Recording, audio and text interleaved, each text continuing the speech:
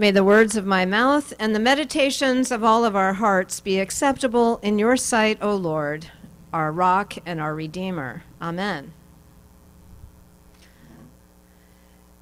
My dear sister-in-law is a math teacher down in North Carolina, and during this pandemic time, where she walks into her middle school, where typically it's full of sixth graders, during this pandemic time, it's been just a whole nother scene for teachers like her to get used to.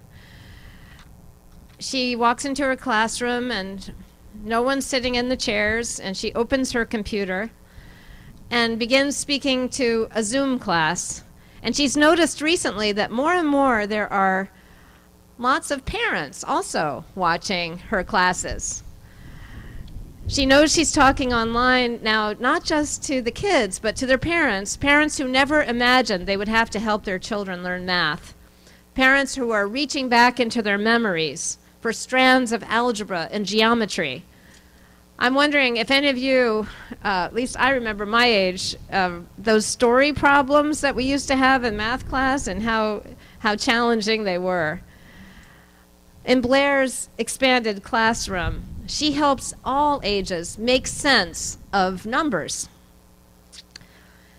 Now, if you think about it, Jesus uses math all the time to describe God's kingdom, to describe God's beloved community. And he uses story problems, so to speak. We call them parables. But the math that Jesus uses doesn't really make sense, at least not from the perspective of the old math. The math that we learned in school, the math that is still taught, and the math that runs our economy today. Think of the new math that Jesus teaches in his stories. How someone leaves everything behind to follow Jesus. Does that make sense? Or how someone sells everything in order to buy a field that has a hidden treasure. That doesn't make sense. Or how someone forgives their neighbor not 7 times, but 7 times 70. Or how someone leaves 99 sheep alone to go after one sheep who gets lost. And there are many other story problems that Jesus poses, including today's parable from the Gospel of Matthew, where all the workers get hired at different times of the day, starting at 9 o'clock in the morning and then 12 and then later in the afternoon.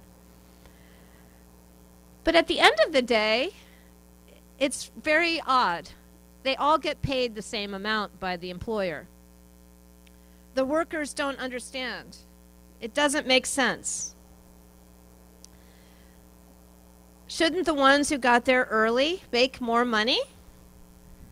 But in this parable, the employer gives grace to the latecomers and pays the early birds and the latecomers the same amount. Is it fair?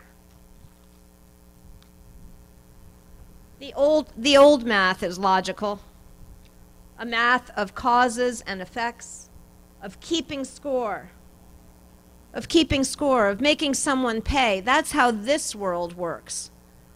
According to the old math, selling everything you own to follow a man who ends up on a cross doesn't make sense. According to the old math, you only have to forgive your neighbor a couple of times. After that, you wise up, you hold a grudge, and you don't get fooled again. According to the old math, the math that works, those who do the right thing get rewarded. Those who work hard will be paid for it. Those who do the wrong thing will have to suffer. According to the old math, your own sins can be only forgiven if they are minor, not if they're major. According to the old math, it makes no sense to leave 99 sheep behind in the wilderness and go after the one lost sheep. Better to write that one sheep off as a tax loss and take the other 99 to market, right? You'll still make a profit. And don't get me started on that story about the multiplication of the loaves and the fishes. So why would you or I want to learn this new math that Jesus is trying to teach us? I've been trying to find the right words to describe it, and I thought, finally, you know what? Logic is not loving always. If we're looking for a holier life, we try to understand the new math that Jesus is trying to teach us. Is it not the math of resurrection? The math of new life? The math of being able to start over again? The math of grace? The math of forgiveness? Forgiveness that is so breathtakingly broad that we cannot even imagine it. So if you took a pencil and a napkin and scribbled out a formula, you wouldn't be able to describe this new math on a piece of paper. Trying to understand the new math in God's beloved community is like a desert dweller who stands on the edge of the beach. He sees the ocean for the first time, and it's so vast that it seems incomprehensible. Grace is something you have to experience, and then you pass it on and pay it forward, and it multiplies. Now, you may be angry with somebody right now, or you might be blaming God for something that's happening in your life.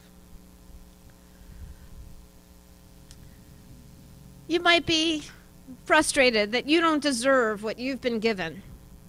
It's not fair. Think about it. What is not fair in your life? I bet we all have something we can think of.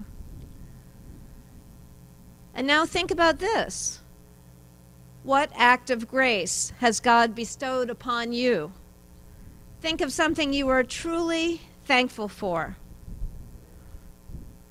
Now, if you could choose one of those things, the resentment you've been carrying or the blessing you've received, which would it be?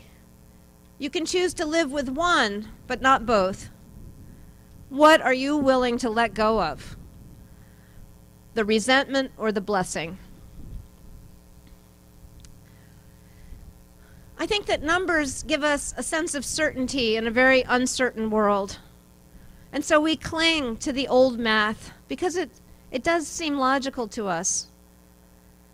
But God has plans for you and me, plans that are broader, deeper, wider than we can possibly conceive of. And why wouldn't we seize hold of a faith in a loving God whose infinite grace and goodness cannot be sold or bought or measured? And when you and I share our faith, it does multiply like the loaves and the fishes. So how do we teach our children and the parents this new math of God's beloved community that defies logic, defies the law and causation?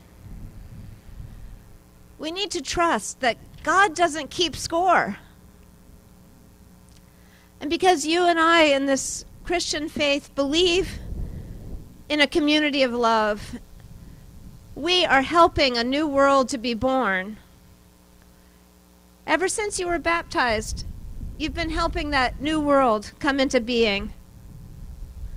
How do we go out and teach the new math where life rises up from the grave? For Christ's sake, amen.